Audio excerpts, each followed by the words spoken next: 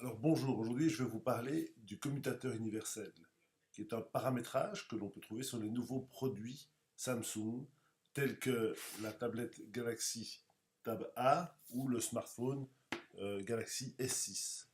Alors ce paramétrage permet à une personne souffrant de troubles moteurs d'avoir accès à son appareil grâce à des contacteurs.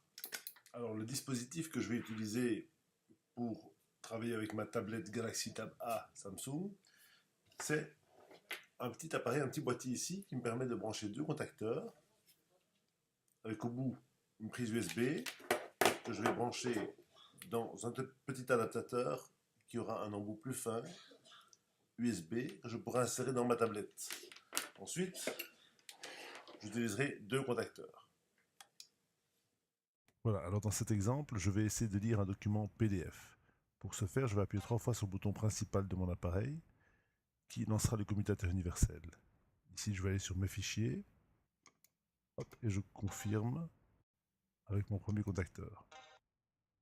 Avec mon deuxième contacteur, je vais naviguer pour aller jusque sur Documents. Et je confirmerai avec le premier contacteur une deuxième fois. Voilà mes fichiers. Donc je vais ouvrir le dernier qui s'appelle Android Difference.pdf. Avec mon deuxième contacteur, je vais naviguer jusque là. Je vais refaire toute la liste évidemment. Et voilà, je confirme avec le premier contacteur. Une deuxième fois pour confirmer.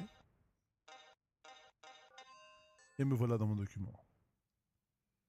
Très bien, je peux lire mon document PDF, mais pour lire la suite, je vais relancer le commutateur, aller sur suivant, et dans les mouvements, je vais choisir glisser vers le haut. Je m'y rends, je confirme, et me voilà sur la deuxième partie de mon document. Bien, une fois que je l'ai lu, je vais sortir pour retourner sur mon écran principal. Je vais sur le menu principal, et puis je navigue jusqu'à écran d'accueil, et je confirme. Et voilà. Alors un petit aperçu des différents menus.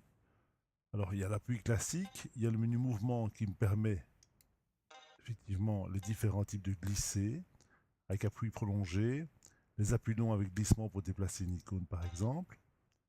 Le deuxième menu action, lui permet les différents zooms, rotation de l'écran vibreur, et une capture d'écran qui est souvent bien pratique aussi. Voilà. Ensuite, sur le menu paramètres, là, on trouvera les différents paramètres du commutateur universel. Ralentir, accélérer, couper la voix du commutateur, désactiver le son. Voilà, ensuite retour sur le menu principal. Il y a l'écran d'accueil, bien sûr, le retour et le menu touche qui lui, c'est l'usage du téléphone évidemment, raccrocher, décrocher. Le triple clic sur le bouton principal qui me permet de sortir du commutateur et d'autres options.